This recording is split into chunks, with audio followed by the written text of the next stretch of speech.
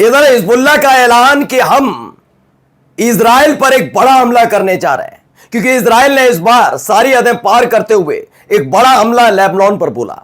तो वहीं ईरान ने बकायदा अपनी तमाम मिसाइलों को इजराइल के आर्मी बेस पर, मिलिट्री बेस पर तैनात कर दिया है। आज की रात निर्णायक रात साबित होने जा रही है। हड़कंप के हालात देखिए दोस्तों कि अब एक एक करके इस्तीफों का दौर इजराइल में शुरू हो गया है। यानी नेतन्याहू का तख्ता पलट आज रात कभी भी हो सकता है। खबर यह भी निकल कर आ रही है कि उन्हें गिरफ्तार किया जा सकता है और कोई बड़ा कदम इजराइल की जनता नेतन्याहू के खिलाफ उठा सकती है। आज कई बड़ी खबरें दिखा रहा हूं। खबर नंबर 1 कि ईरान इजराइल पर बड़े अटैक की तैयारी न केवल कर चुका है बल्कि ऐलान कर दिया, उसने अपनी मिसाइलें फिर से तैनात कर दी। तो खबर नंबर 2 इस बात को लेकर कि इस्तीफों का दौर शुरू हो गया है और क्या कुछ हो रहा है वो आज आपको दिखाने जा रहा हूं। नमस्कार, मैं हूं प्रज्वल गौतम और आप देख रहे हैं टाइम्स एक्सप्रेस। शुरुआत मैं करूंगा इस्तीफों से, क्योंकि इस्तीफों का दौर अब इजराइल में ताबड़तोड़ हो रहा है और ये इस्तीफे 2-3 वजहों से हो रहे हैं।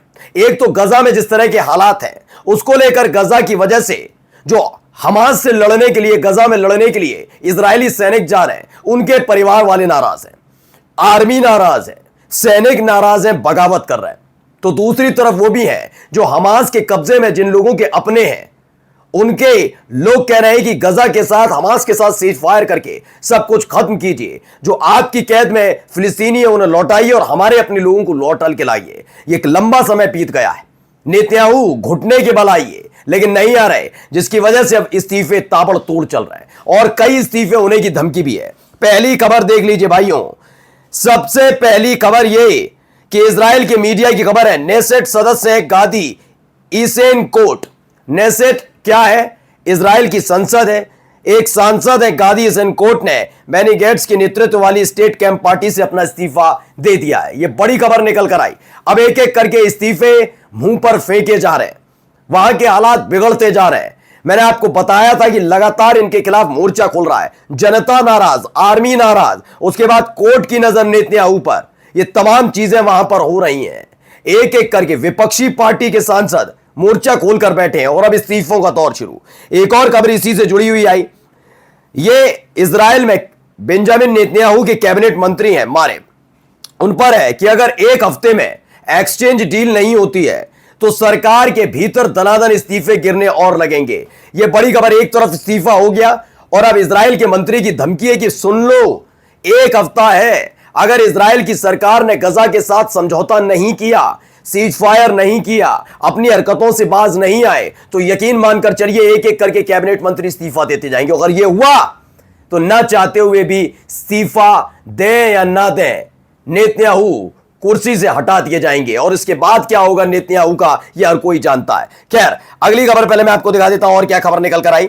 खबर नंबर 1, खबर यह है ईरान इंटरनेशनल इंग्लिश की। खबर यह है कि एयरलाइंस एसोसिएशन के सचिव ने बताया है कि ईरान ने अभी फौरन तौर पर, यानी मौजूदा स्थिति में, पूर्वोत्तर ईरान, पश्चिम वाला इलाका नहीं जहां पर इजराइल है, वो नहीं, सिर्फ ईस्ट वाले इलाके के मशहद से, ईरान के मशहद से 9 अलग अलग जगह प्लेन्स जा सकते हैं। कहां कहां? मस्कट जा सकता है, दुबई जा सकता है, इस्तांबुल जा सकता है, ताशकंद जा सकता है, लाहौर जा सकता है, ग्वांगछू जा सकता है, मदीना जा सकता है, नजफ जा सकता है और बगदाद के लिए अंतरराष्ट्रीय उड़ानें जा सकती हैं। यही नहीं, बाकी के जितने एरिया हैं, दक्षिणी इलाका, उत्तरी इलाका और पश्चिमी इलाका, यहां की सारी उड़ानें बंद है। जानते हैं क्यों बंद है? वो भी दिखाने जा रहा हूं, रुकिएगा अभी। यह खास बात क्या है कि केवल इधर की खोली गई है, क्योंकि यहां पर कोई मौजूदगी नहीं पाई गई कि अमेरिका के इशारे पर किसी का एयर स्पेस इस्तेमाल हो रहा हो या कुछ हो रहा हो। उत्तरी इलाके में जो अजरबैजान है उसका मैंने दिखाई दिया कि कैसे वहां पर इजराइल ने उत्तरी इलाके से अजरबैजान के एयर स्पेस को इस्तेमाल करके ईरान पर हमला किया था। वो बात अलग है, एयर डिफेंस सिस्टम काम कर रहा था तो कोई फर्क नहीं पड़ा। पश्चिमी इलाके में है ही है इजराइल, अमेरिका है, अमेरिका के पिट्ठू देश हैं जहां पर मिलिट्री बेस कैंप बने हुए हैं, तो उनको लेकर बकायदा रोक लगा दी गई, यहां उड़ाने नहीं है, पढ़ लीजिए। तुर्की एयरलाइंस और फ्लाई दुबे उन कुछ विदेशी वाहकों में से एक है जिनकी अभी भी मशहद को सेवा प्रदान कर रहे हैं, बाकी सब जगह बंद है। तुर्की और फ्लाई दुबई को केवल इजाजत दी गई है कि आप चला सकते हैं अपने एयरलाइंस को, बाकी कहीं की नहीं, कहीं भी एक जगह भी प्लेन ना आएंगे ना जाएंगे। हम आएंगे तो कहीं और उतरेंगे, हमारे यहां नहीं उतर सकते। ये ईरान ने साफ कह दिया, पश्चिमी, उत्तरी और दक्षिणी। क्यों किया है, पढ़िए खबर। Adviser to the commander in chief of the Iranian army major general Syed Yahya Safavi, इन्होंने क्या कहा है, all the Israeli enemies bases are listed in the IRGC missile intelligence database. दरअसल मिसाइल ये नहीं होती कि हाथ से फेंकी जाए, उसके लिए पूरा कंप्यूटराइज्ड होता है। मिसाइल का लॉक किया जाता है टारगेट, और सारे टारगेट लॉक कर दिए गए, लिखा हुआ है जितने भी इजराइल के जितने भी मिलिट्री बेस हैं उन्हें लॉक करके वहां पर उनको टारगेट करके मिसाइल लॉक कर दी गई है। यानी आज रात जब हिजबुल्लाह अटैक कर रहा होगा और उसको मुंहतोड़ जवाब देने की कोशिश बचे कुचे बारूद के साथ इजराइल करेगा, उसी वक्त ईरान एक बड़ा हमला कर सकता है।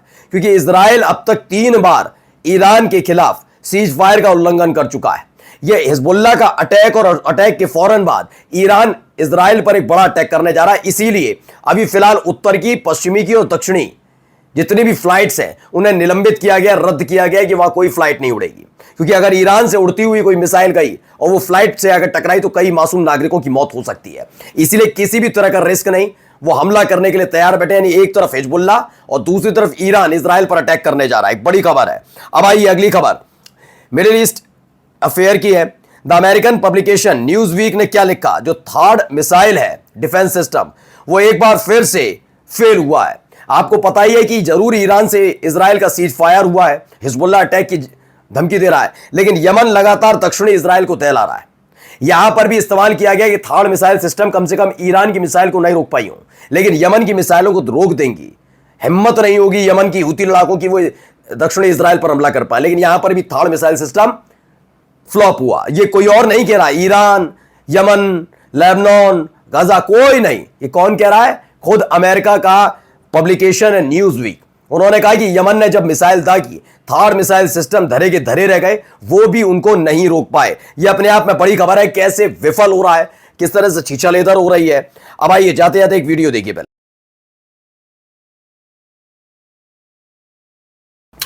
ये साइलेंस सिर्स नाम से ट्विटर हैंडल, उन्होंने लिखा, ईरान की पुलिस लगातार दबिश दे रही है। इस बार कई लोगों को गिरफ्तार किया गया, अफगान के नागरिक हैं, इन्हें गिरफ्तार किया गया। इन पर आरोप है कि ये इजराइल के मोसाद के लिए काम कर रहे थे। यानी कि जितने भी जासूस हैं वहां पर उनको गिरफ्तार किया जा रहा है। इन्होंने ड्रोन अटैक हुआ था उसके लिए जानकारी पूरी मुहैया कराई।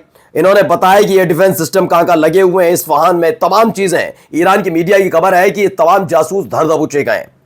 अब आप एक तरफ सोचिए कि तख्ता पलट पूरी तरह से इजराइल में हो रहा है, ईरान में जासूस पकड़े जा रहे हैं, मोसाद के, यानी मोसाद खत्म हो रहा है ईरान के अंदर से। इजराइल में इजरायली अपने अब बेंजामिन नेतन्याहू अपनी सरकार बचाने में जुटे हैं। हमले की तैयारी पूरी हो चुकी है।